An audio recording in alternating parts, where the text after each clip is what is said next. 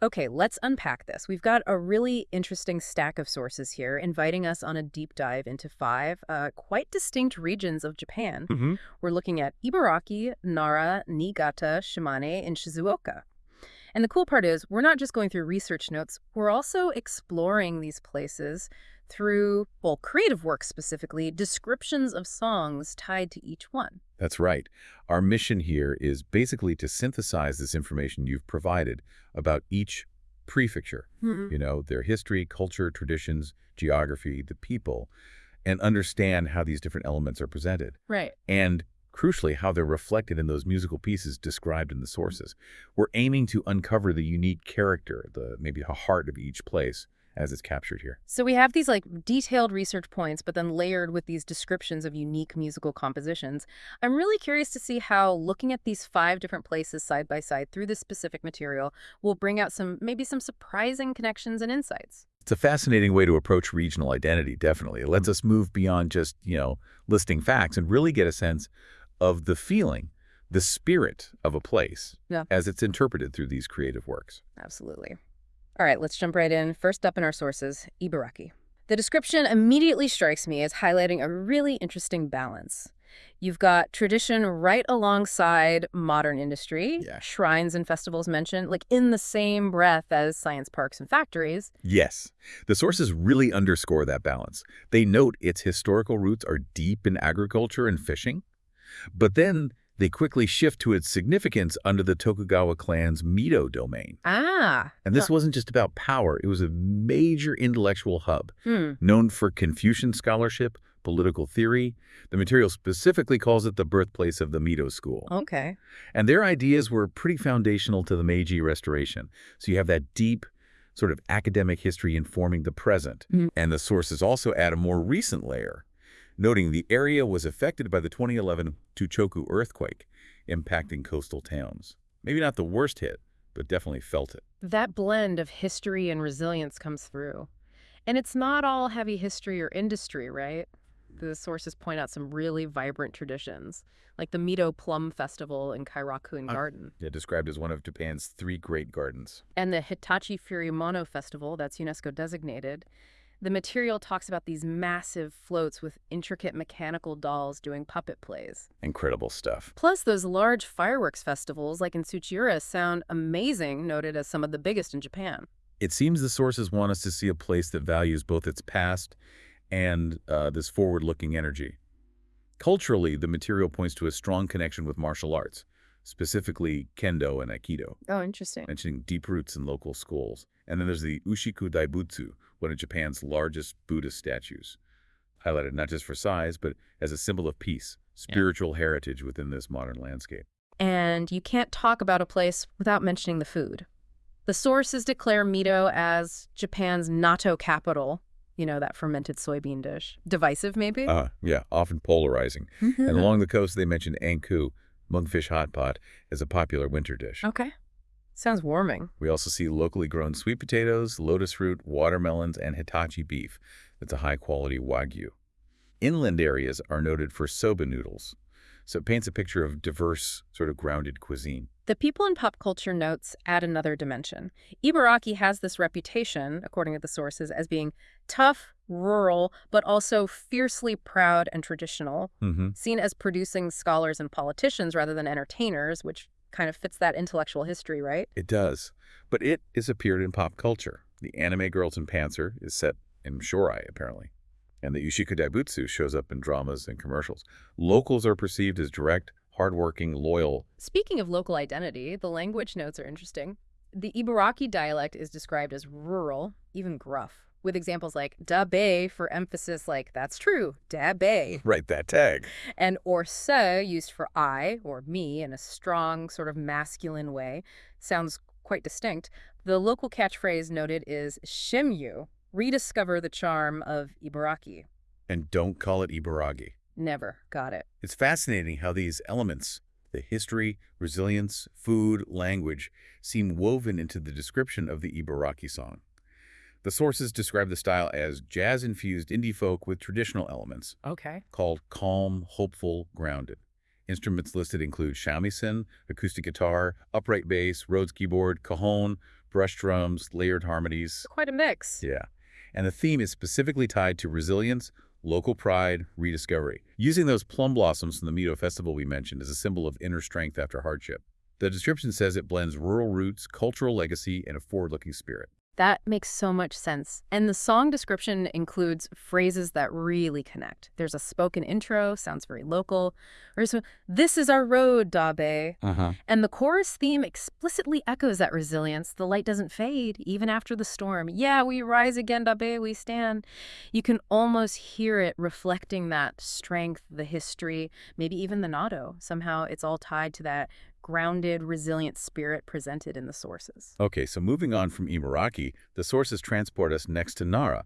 And it's a very different picture. Its identity is, well, overwhelmingly defined by its history as Japan's first permanent capital, Heijiki, established way back in 710 CE. Wow. The material really emphasizes its pivotal role in laying the foundation for Japanese culture itself. Right. Its position as this major center of both Buddhism and Shintoism, absolutely steeped in history, loads of UNESCO World Heritage sites.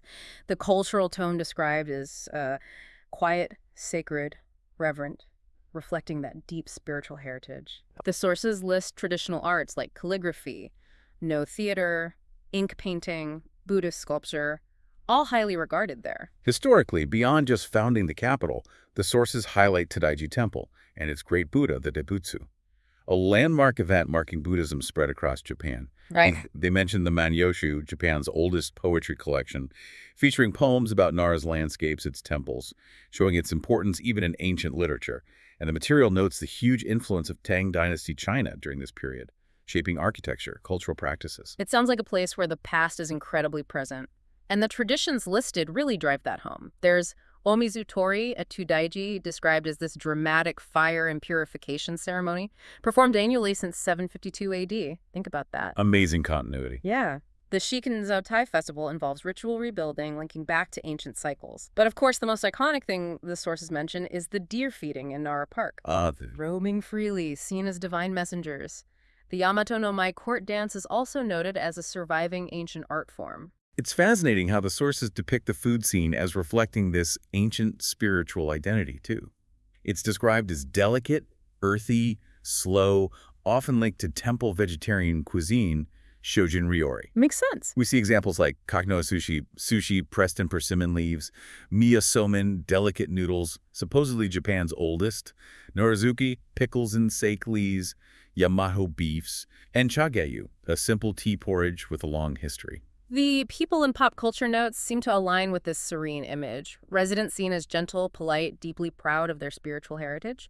The sources mention Kukai or Kudubudaishi, a huge figure in Japanese Buddhism studied there. Right. And while it's not a modern pop culture hub, Nara often serves as a backdrop in historical anime films. Titles like Natsume's Book of Friends apparently capture its quiet, sometimes mystical mood. And the language fits, too. Naraben, the dialect, is described as softer, more formal than the surrounding Kansai-ben, using gentle variations.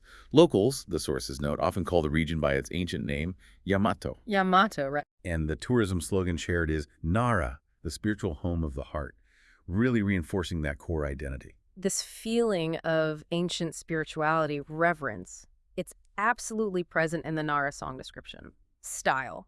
Japanese ambient traditional fusion, cinematic folk. Words like mystical, serene, reflective are used.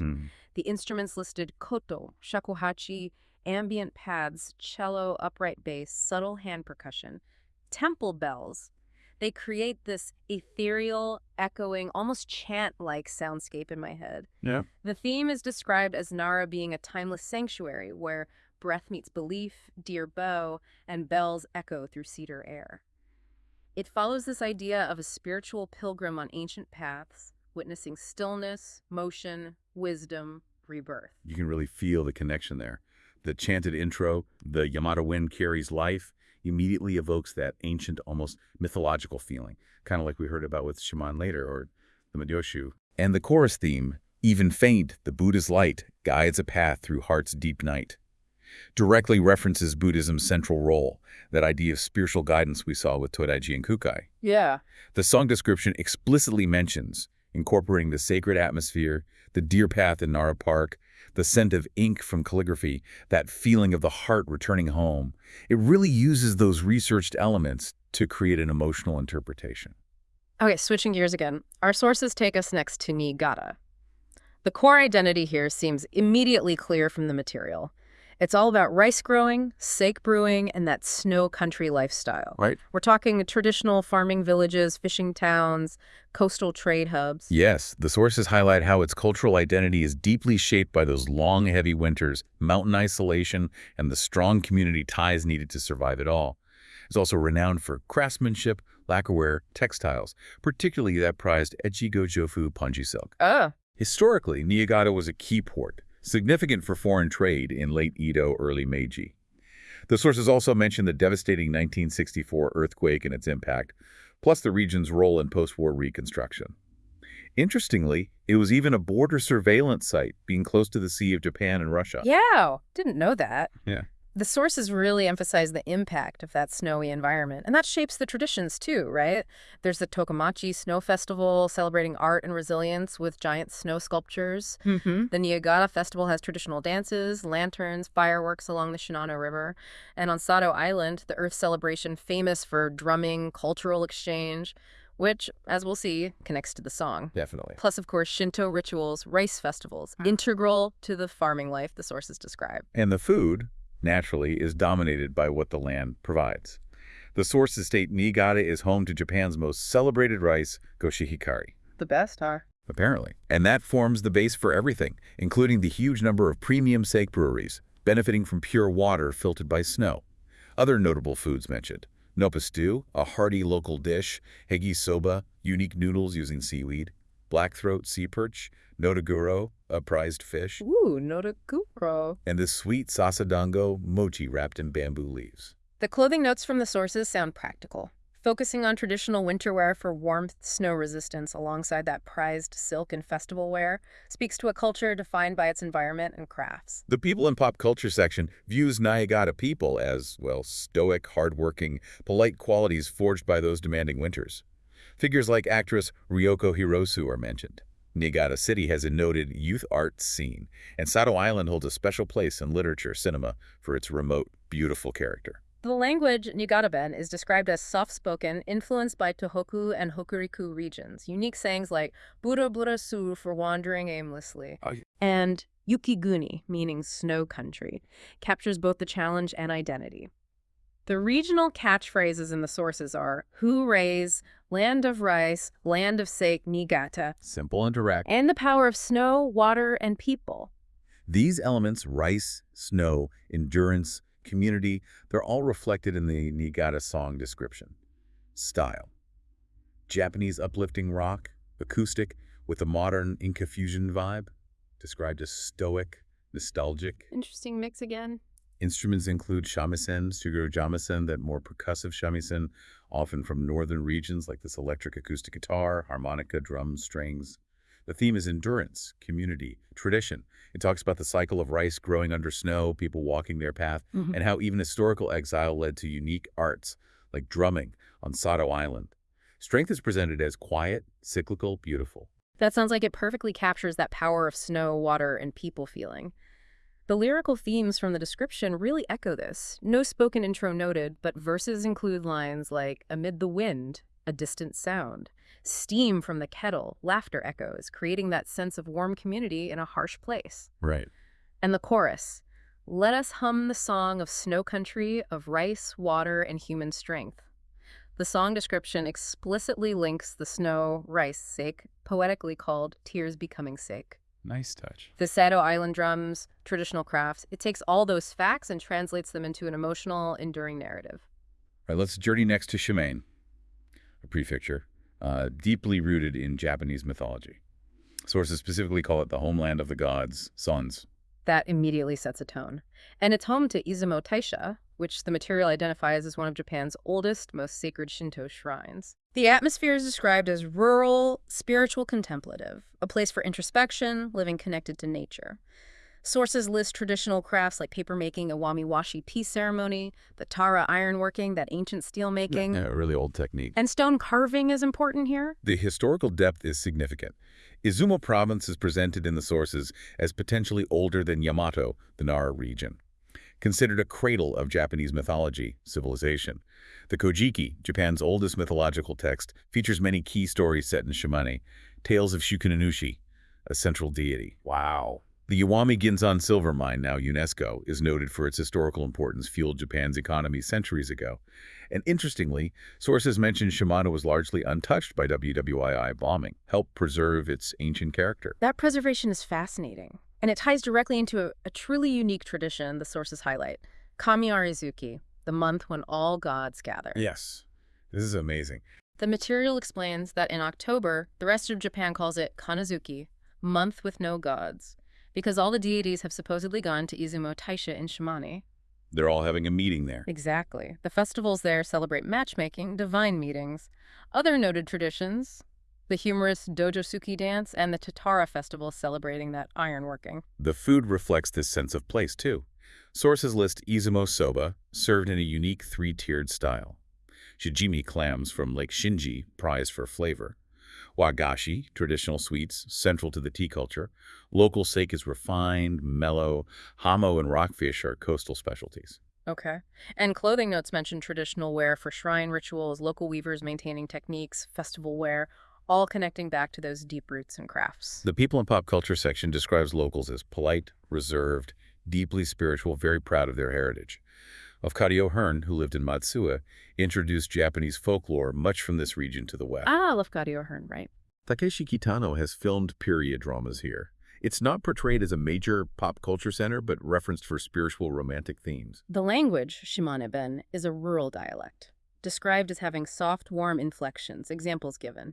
Daija is for very, Sabdanite is for, isn't that right? Nationally, sometimes stereotyped as slow or old-fashioned, but the sources note its poetic quality. Regional pride slogans are evocative.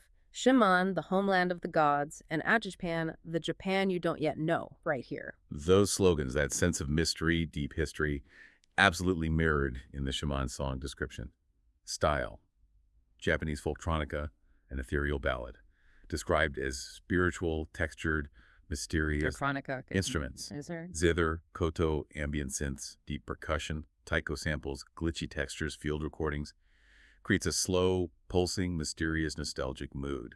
The theme is gods gather, the past listens, and the land sings.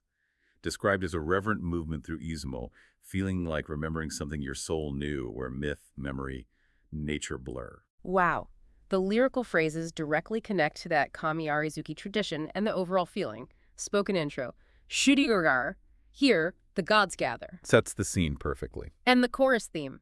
Feel the breath of the gods within the Japan yet unknown dwells here.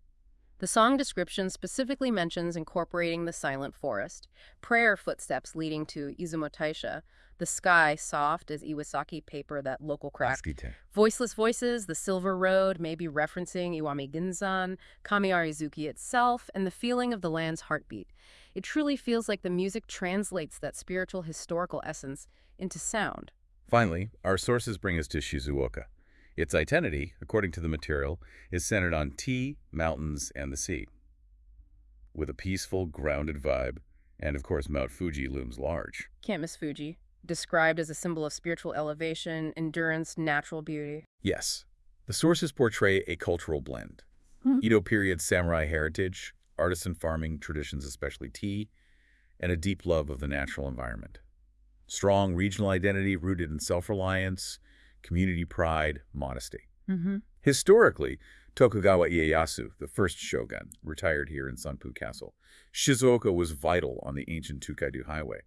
Shimizu Port played a key role in early foreign trade, and sources point out it was largely preserved during WWII raids, retaining traditional structures. That sense of history and nature is strong. Traditions reinforce that. The Shizuoka Matsuri celebrates Ieyasu. Amatsu has Tokoja Gassen, a kite-fighting festival. Sounds intense. But sources also highlight the tea-picking season itself as a major cultural event, often with traditional clothing.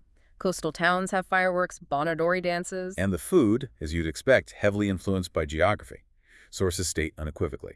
Shizuoka is Japan's top tea-producing prefecture. That's huge, a Yeah. huge part of its identity. Absolutely. Other famous foods, unagi, eel, particularly from Hamamatsu, sakura shrimp from Suruga Bay, wasabi grown in pristine mountain streams, Shizuoka Oden, a local hot pot with unique ingredients, Yeah. and celebrated melons and strawberries. The clothing notes reflect this connection to nature and tradition. Traditional wear for festivals, tea picking, blend of rural simplicity, urban coastal casual, colors mirroring the environment. Tea green, ocean blue, earthy brown. People in pop culture strongly associates the region with Tokugawa Ieyasu, mentions natives like singer-actress Miho Nakayama, and naturally, Mount Fuji is omnipresent in media anime ukiyo-e prints films. Fuji-Q Highland Theme Park is noted too. Right. Shizukans themselves seen as relaxed, humble, hardworking, deep appreciation for nature, craftsmanship. The language Shizuoka-bin is described as soft, gentle, quite close to standard Japanese. Sources give examples like Daiyomesha sometimes becoming a slightly more rural Dobisen land, and Shiranai Kenes for, I don't know, Yeah. regional pride slogans. Shizuoka, land of Fuji, and Ichi-in-hi, Shizuoka, in the heart of Japan. Locals apparently often joke about tea and Fuji. This relaxed, nature-focused, sort of modern vibe is very present in the Shizuoka song description. Style. Japanese lo-fi city pop with traditional instrumentation. Lo-fi city pop, interesting. Yeah. Described as chill, relaxed, sunny coastal vibe. Instruments, shamisen, sanshin, that Okinawan banjo-like instrument. An interesting blend layered chill beats, electric piano, steel guitar, festival drums. Tone is lighthearted, modern. Okay. Theme is a mellow city pop daydream where nature and community wrap around you. Fuji always watching, tea always steeping, lazy afternoons holding history. A casual love song to Shizuoka. That description perfectly captures the feeling from the sources. Lyrical phrases reinforce this. Verse intro, the scent of salt and the scent of tea, wind on the slope brushes my cheek, immediately grounds you there. Right on the coast with the tea fields. And the chorus, Shizuoka, a soft song in the breeze festival drums and the rhythm of the tide. Song description mentions Fuji smiling, eel in Hamamatsu, Izu steam, Miho's pine shore, the Toshogu steps linking back to Ieyasu, and that overall feeling of quiet pride, clear skies. It really paints a chill, modern, yet historically aware picture. It's remarkable how these sources, especially by including these creative interpretations through song descriptions, let us feel the distinct atmosphere of each place. You get the facts, sure, but also this emotional layer. Absolutely. Reflecting on this journey through the 5 prefectures as presented in this specific material, you see such striking contrasts, but also subtle connections. The ancient, sacred depths of Nara and Shimane feel so different from the resilience and balance in Ibaraki and Niigata, or the relaxed, nature-infused pride of Shizuoka. The material truly shows how geography, coastlines, mountains, heavy snow, lakes, and history, ancient capitals, samurai retirement spots, trade ports, natural challenges profoundly shape regional identity. And it's clear from the song descriptions how these factors weave into traditions, food, language, and even the emotional creative expression of a place. The songs give us that distilled feeling, that unique heartbeat derived from the research. This really highlights the value of taking a deep dive into curated sources like these. You uncover those specific details, those hidden gems, and you can start to understand the complexity relatively quickly. You gain specific insights about the character of these places you just wouldn't get from a general overview, like getting a shortcut to understanding what makes them unique. It is. And as you think about these 5 unique places and the sources we explored, maybe consider this. Yeah. How do you see the deep past and the natural environment continuing to echo in modern culture, shaping everything from the food people eat, the way they talk, to the songs they might hum? And what is that connection between history, place, and creative expression? Tell us about the whole idea of home. Thanks for bringing these fascinating sources forward for this deep dive. It's given us a lot to think about.